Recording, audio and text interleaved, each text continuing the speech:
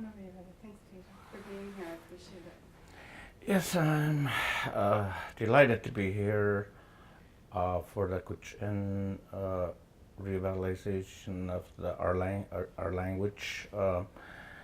It's very important, our language, that the kids know, because it's our identity. It's like part of our hand or part of our feet. It's similar to that. For thousands of years, it's been that way. Shoji Peter Oji Vini Taigut on Italy. It's di ginchik dinoji gincha. Dinoji, like Shishoji Peter Ojiga Shiginchik a Shoji gincha. That's just a dihan Lisa Genate got on just an Instagram. He Yenchi Old Krog Enchi, I Nashtat Atik can heat and Chijuka, interior Alaska, Gushit, and Nichens, Ivikon, Legon, Ishikut, and Torin Chill, that the Ginchik, that's the note, Nita got son. Nita gon na, Dinchi nine heat, the light. Nagin chikta ko kon trigan na shi kwana kwadak da nagin chiki ha ko kon tai kuch and din chi ju na. Long time ago, our people migrate from one end to one another, to the mountains when the caribou comes, to the river when the fish comes, and that's the only way they knew that they're going to survive. That's Genchijuk Achan Kenatenikin Chikte Kokon Tride Hanchi God Lake and this is told to me by my late father Noah Peter, real well known traditional traditional fiddler of Arctic Village, Vashenko. See, my dad is from Arctic Village, Washenko. He came from Canada, Old Crow. His dad is Jimmy Peter of Old Crow. My mother, on the other hand, is Elizabeth Peter. She married my dad, but she used to be Elizabeth Roberts. And my father, Noah Peter, told us the story at young age. We got 9 of us in the family, and we spoke just Gwich'in language young age, and when we started going to school, then we start learning English. But that's the way our Gwich'in language was healthy back in the day, because outside of the school, we only spoke Gwich'in language. If you're at the caribou camp for like 2 months, you're gonna have 2 months is a long time. You're gonna be able to grasp everything in Gwich'in language. To get back to the story, Nitai kon Denchi kwe hanchi the lake and that Chinat and Jack and that's why shit Tida shi kwana gwana de go kujikut sekanik it Sotikin Chilgoga na Kajak to Trinan Gutlo Treg and I could get in the Sotikin Chil Kajak to Trinan Gutlo Tre. Long time ago, it said, they said, when I said they said, I'm talking about the stories of the Gwich'in people. And our people almost died, all of them. But this clan of Gwich'in people that was just moving around, trying to survive somehow in the dead winter, they just built fire and they just went to sleep, because what else are they going to do? Tomorrow something good might happen, so they just went to sleep. But that night, the baby was crying real hard, and they woke up, and one of the mom was telling the lead of the clan to go check why the baby is crying so much, and it was because of the smell. Uh, the smell was actually coming from the hoof. It was a moose hoof that was. They obviously built a fire on top of the moose hoof, and when the baby was crying, the baby was smelling that hoof burning. That's what she smelled. So they checked, investigate, and it was the moose that was the hoof was burning. And when they removed you could eat a hoof if you're starving. You could make a stew out of the leg and stuff. So they took the snow off, and later on they found out it was actually two bull moose that was fighting in the fall time. Their horn got stuck together and they died like that. And that's what they found. That's an old story my dad told me. He actually told me that that's how the Cochin people, a lot of them died, but they survived with just those two moose, and it was the hoof that was burning. That's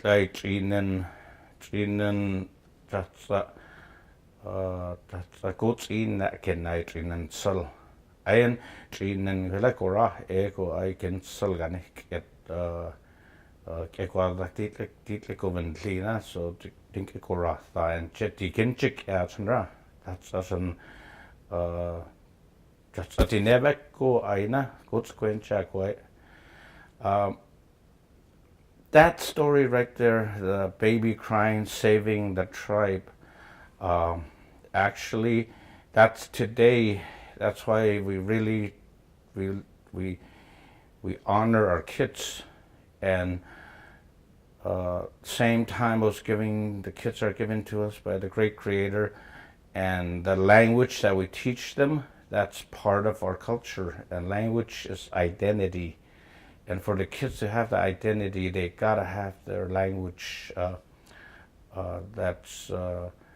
When that story ended like that, with the tribe surviving because of the baby, we got to take care of our future generation. And today, when I see that, and we're losing our languages because of too much modern intervention.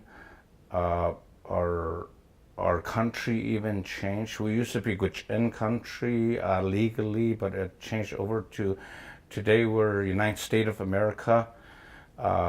We understand that. We have our freedom. We have to care about. There's a lot of things to worry about today. Even the language was left behind because of that. And now that we have peace, somehow we have peace in the world, that we could also, part of peace is freedom. So now is the time we could go back and get our language and get it back into using it again in our house. Tikinchik ratiago ay trinen huigenchit, dije kuchit and kikora tangot quach. Jats achigorish kunjiga kwa ja Jatskol is a kikin he quadish at the goidan. Is it a good grat here to watch? Kikehia go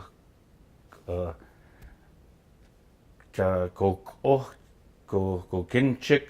I think that's a Jinjuk Akron here acquisition, that's a conjugrin he good lick. Our language we gotta hold on to. Passive hearing is a part where most of our elders today are even our parents. They speak to their kids in Gwich'in language, but the kids don't speak back. That's passive hearing, and that's right in the middle of all our goodness going on. That could hurt us in a long time, because what happened, like me, the reason I speak about peace and freedom is I served my country 26 years in the Army, and I retired, and I know what freedom is. And when we talk about passive hearing, it's very dangerous to us, because if you talk to the kid over and over in our language, he understands fully what we're telling him to do. Give me water, bring in wood, get water, pack water. They understand it fully. As soon as you say it, they're going to do it. But if they don't speak it, they won't develop it in their tongue, and that's a danger of passive hearing. Another thing that should happen is when you speak to your kids, do this and do that, you should also have feedback. Make them say it. I think that's going to be healthy for us in the long run. And also, Tsanritja, in Chizanitja, Gunzi Tikishik, at the state of Alaska, and Laratit and Lee Ishik Gunzi Tikishik, at the Dikinchik Gunade, like at the Dinoji, Dinach, I get on chatting, Natch Hanha, at the Yentaji, tribal church ka kwe lakena di lo sa takre lako ai thak den chiju adano tochi kon ta di la kwe kiya kya kwachi, because that's akri ko kwe ana yenta chi di hontu enu ko rantai na ke tanai di lo das an et rant oza kun si ko akren hira village kujikui zure kenchet at Ratchida Lord Run or the Digenchik Atanot Ojikunta has that. Speaking of our language again, and the future is going to get real crucial, because right now the state of Alaska just gave us money to revitalize our Gwich'in language, and in the future, it's going to even be more crucial, because of their state is also giving us our misdemeanor laws and possibly our felony laws in the future. And why not write our laws in our language? I mean, that's going to be more respectful to our elders and also the children, the generation. If it's the laws written in their language, would they honor it? I think they would, because if it's written in our language, then they would be like, oh yeah, Grandpa and them work on this law, this misdemeanor law. And therefore I got to honor it, because they're the one that wrote it. It's in Gwich'in language, or not just Gwich'in. I'm talking about the other, the Nupiaq language, all these other languages that were 20 other languages we have to be able to preserve. And getting back to our law and order, which we really need direly, we need it in the villages today, because, you know, we're running out of money. The state is running out of money. We're in the village is local, and the language would really benefit that too. I believe that's a goal that we need to focus on. Our language is starting right now again. University, the different non-native people are speaking it too. That's healthy, and us rewriting it in our vocabulary, our kids gonna understand it in the future, and speaking it is one of the first thing that should happen, I believe, in younger age in the school. Because in kindergarten, I believe they should speak only Gwich'in. And then when they go first grade, they should start English. I mean, that's basically what happened to us. Because when we were young kids, our parents, as soon as school ends in May, we have to pack up our stuff, our dog team. I was born in 1963, but I learned real fast. And We have to take our dog team out in the woods. Didn't have four-wheeler. We have packs on the dogs. We use the dogs for summertime with dog pack, but in this wintertime we use them on sled dogs. And as soon as school ends, my father, mom, my mother, they took us out in the woods. And we don't come back until August when the school starts. And all those time out fishing, living off the land, we speak only our language, Gwich'in language, not even one single English. And when we go back to school, then we have to switch over to English. And that's how our first language is Gwich'in, and then the second language is English. And today we got to focus on what I just said. We spent most of the summer and speaking Gwich'in, and then go over to English in the schools. There's got to be some kind of curriculum to make it in that line somehow, I think. Another story is about the caribou. You know, James Gilbert, Trimble Gilbert's father, is our caribou spotter. Also he's a reverend too. Real well-known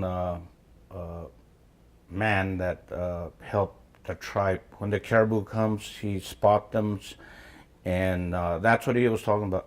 He sleeps. He knows when the caribou's coming by the weather, the vegetation, stuff like that. When the food of the caribou are out, the chances are high for the caribou to be coming toward us. And Nitai, Arctic Village, let's say let's say Jammas, let's say net and on chat view. Kenji view kenchi the keta koko kon shi guizugo aina kenchi ner haji and shit, cause a view right that is like the liga what's the neki dog on liwats so neki that sal kai raptor like is a container to let the contact see neki dogs are that to view right that I view right la yen chi hada I ishik Old John Lake left side side and chi is it I would say ha ultra in say layer at the cut.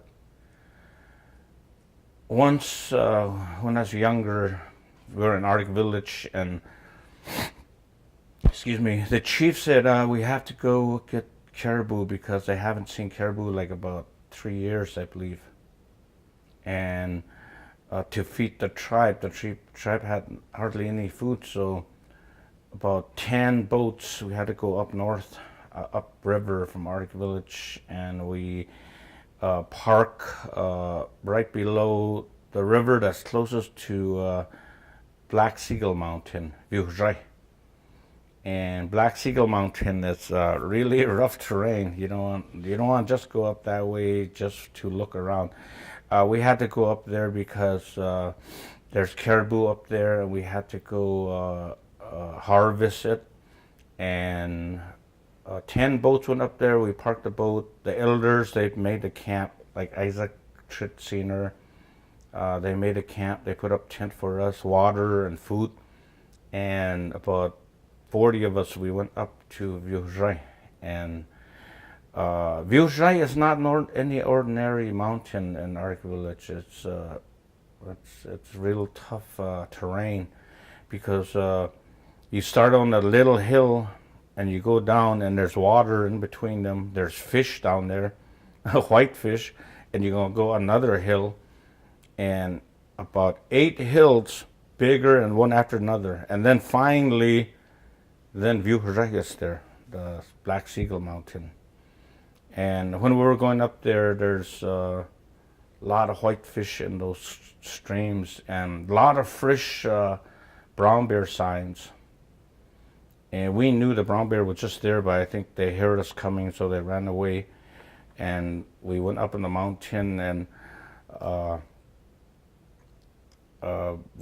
we harvest our caribou. I'm talking about 36 caribou. That's a lot of caribou to haul, and we did that for the kids and the children. We had to do it. All the young guys. I went when I was just a young kid. I think I was like 18 years old, but we went up there, and after we harvested caribou, we had to pack the meat back down at Black Mountain, Black Seagull Mountain. But the guys put meat behind our back, and gotta pick up the pack behind our back. And once they help you up, that's it. And once they let go, you're gonna be staggering around because it's that heavy. And we staggered around, but we gain our balance, and then we start moving back down the mountain. But I remember when I put my pack on and I started walking, I was like, "Are you serious?" It's I'm talking about like a couple 100 pounds. And I seen my cousin way down there. My cousin, they packed him before me, and he took off. And after they packed me, I went down, and I barely made it to that little hill down the mountain. But I looked down, I seen my cousin over there, and he looked at me. I remember he was shaking his head. I mean, his pack was that heavy too. And we just, as soon as they put pack behind our back, they just let us go. We're on our own. But sooner or later, we just form a group, and we made it. We barely made it back to the boat. I remember I was so tired. I barely made. We almost gave up, but we still made it to the boat. I'm talking about like I think almost like 8 miles. I think that's bad. But that's how tough Gwich'in people are. And losing our language, it shouldn't even be the norm right now. That's how tough people. You got to be that way. And we barely made it to the boat, and we drop off our rucksack. And when you're carrying something heavy like that, and you take your pack sack off, you're almost going to fly away. I mean, you get that light. I mean, if you jump around, you might jump this high. I mean, it's amazing. From how your body could carry something heavy, and then once you take it off, you could jump about this high almost. It's amazing. But I went back up there 4 times. 4 times back up that hill because we had to do it for the kids. And the second time we went back up, and another trip coming back down, it got pitch dark with us. And when we're going through those stream and it's pitch dark and you got fresh meat behind your back, it's pretty dangerous because there's a lot of brown bear down there. And the water is so noisy, you don't know if there's a bear in front of you eating fish. So I remember I was in the front and everybody was behind me, and my cousin was telling me, "Pete, if if there's a bear and it's a bear, just open fire, take the bear down, because we got a lot of meat here." And I remember I was scared, 18 years old, I guess you're going to be pretty scared. But we made it through and got lost, pitch dark, raining, and we end up on the wrong side of the lake. And by the time that we got back to those tents, it was, I think, 4 in the morning.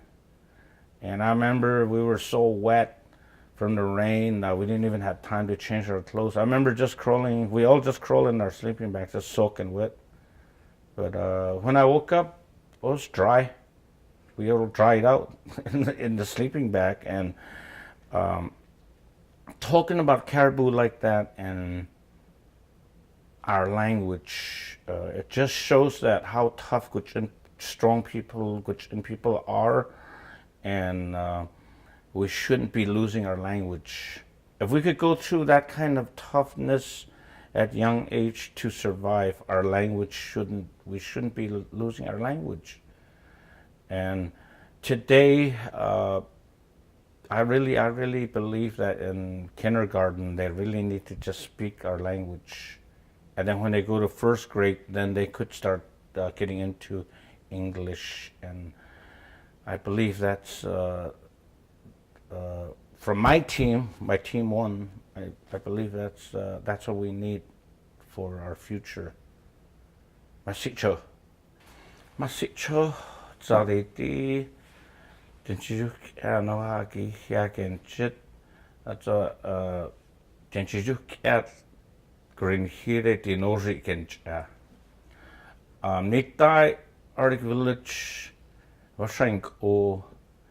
David Zeha Oda Dilla Quigogical language in and Koi at the Otako Jack and Chief Koi at the Ginhitia Hashi. I did like a god like it chose it Isaac Tritziner. I did like a god like the Chiswatian Trichoi at the Atli at the Viewjai. Bivjake Jeterat Chedlejik Jekoda Lakenik say that Kukelk in the Shihugakin Lee. I'd Isaac Tritziner, Kaitakindra, Moses, Sam Senior, a good Chief Gunchiveko Aiken Lee, the Jijuk, I quay is it quick it could silicon iota trail G. Jekoda Leganikin say that in laid out the Ratchel Viewjak, Gaviewjakitek Retta, they Viewjakitek like one China get Naraji and Jetkas Drat Salgarata like Isaac tight solid let high contact at sea, it let high contact at sea, Nikito tight, Eto Chu hair. Viewjak that I Viewjak Cho there go Kakon Gran I Thai na I is going to get a gra and know that what's a late and that's a get a karat childay or there track what's a that I get a negra and I okay Isaac Fitziner and I go Google Agora and they let ne Chicago and salary hunt I high and ka I tracker in Chile what's a Lego track in she Oton Lohancha cut. Is just a kind at Lohancha secondly go on treating at Lohancha at Retta ka what's a leg and the hunt is a say and she Islatian Dawn at in Han. At a what say, Utan Nerelade, Dinant Ihonically, they Juanetica, and not Dinant Nesh, Dinant Ihonica at the Huga Gitantreta, Neshikatagner of that. Ga it's a necessary,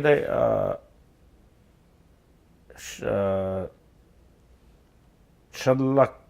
Bobby not in no kid, not that is it Shah and they not yet the kid on that Tangavaku Susan.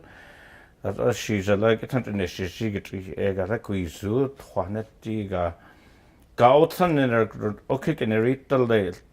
Do you walk clear out lead a trim signal, Hanchiga net round that I Otak in a Rothschild do Tagnesh, she Lena Hagona, Sequoia stick or Shanti could stick it to Naka, the Honey Kukanik Ekovane shows she do Tagnek Ga Chahaijakui and Treen and as a queen, because could stick high she quail land at the queen. At but say really and Itaneretta the tea at home on the she secondly she saw I organ check look again I she quite that whole Itaneretta and then linear they excuse me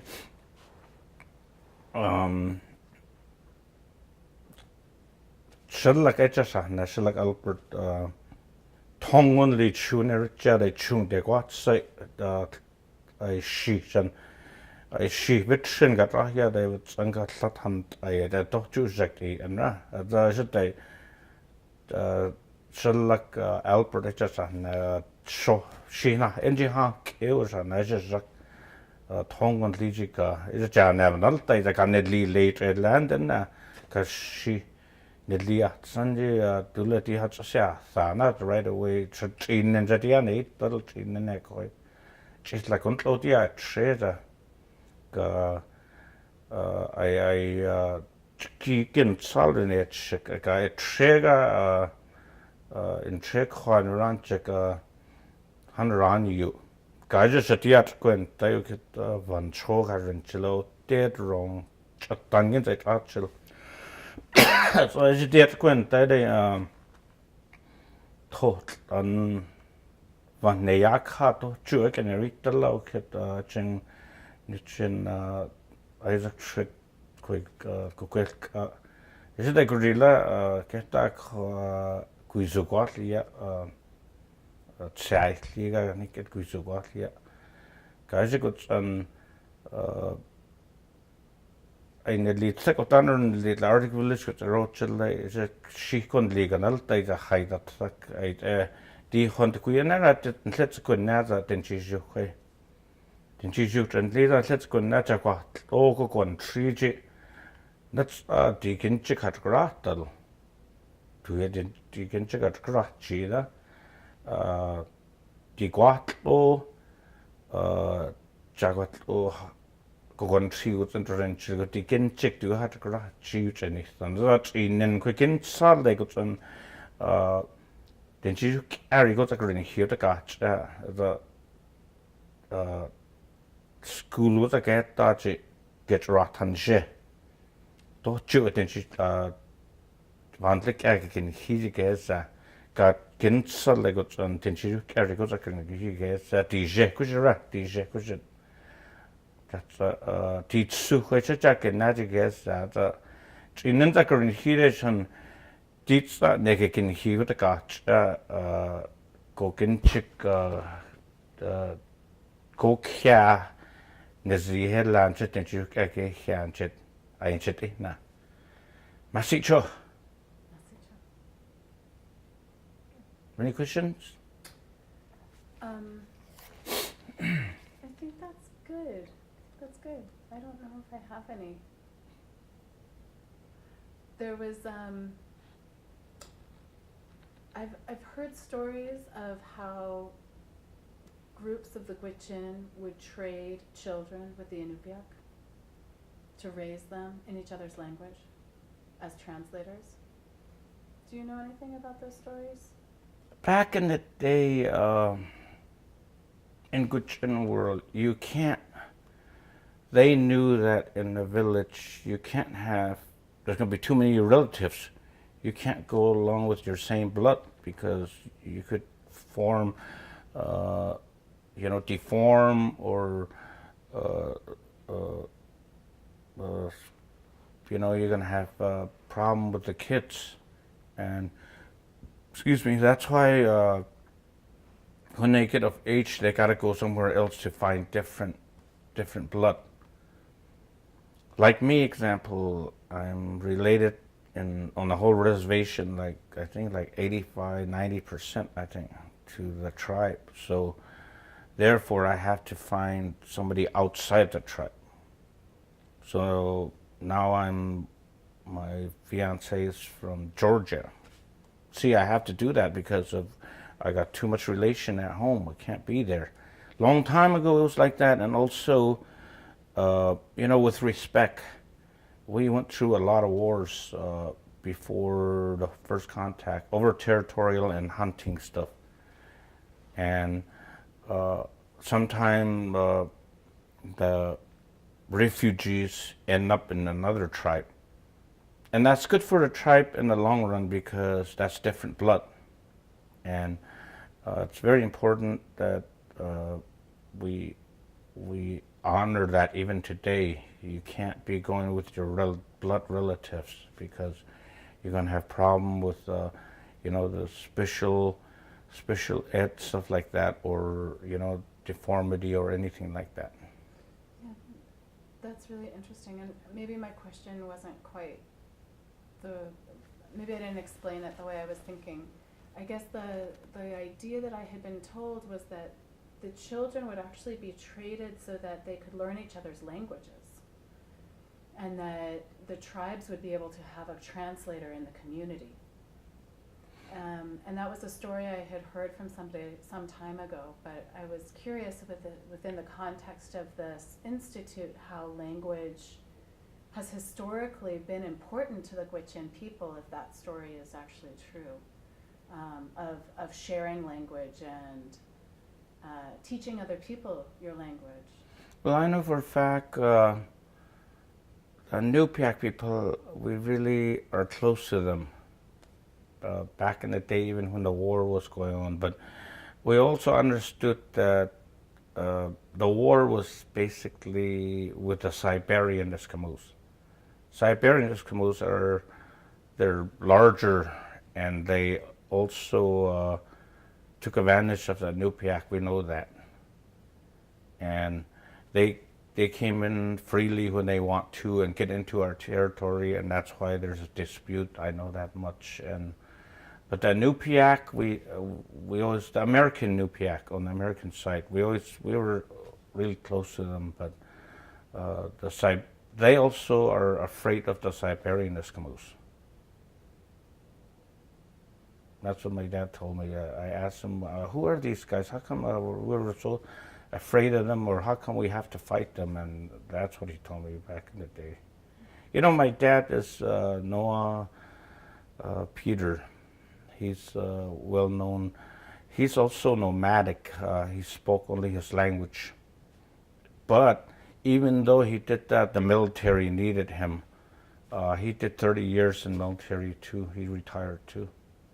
But through the military, he learned the English. He didn't go to school. He just did the military. The army knew that back in those days, in the Cold War, they had to have the native people. They had to know, the military had to know the know-how. You know, in Aleutian Island, when the World War II started, our troops hit the beach in Crisco Island. The Japanese already left, and our troops hit the island. Not even one shot was shot, but 30%, we had 30% casualty just from the weather. So that shows how important the military needed the native people, the know-how of native people. So my father, he really knew the know-how of survival. My father really is a great hunter of Arctic village. He fed a lot of people before me because he knew where to get caribou from. I once told him, where did he get his caribou while everybody's hunting, and how come he come back with caribou? Where did he get them at? And he said he had to go almost all the way up to the Arctic wildlife. That's how far he went, over the mountains, Brooks Range. And there's a big valley, and they go into the valley, and that could take them up to the ocean almost. And that's how far he went to get caribou. Siguichin people are tough. That's why they do stuff like this, but we're losing our language. You see, that shouldn't be. Masicho. Thank you. Masicho.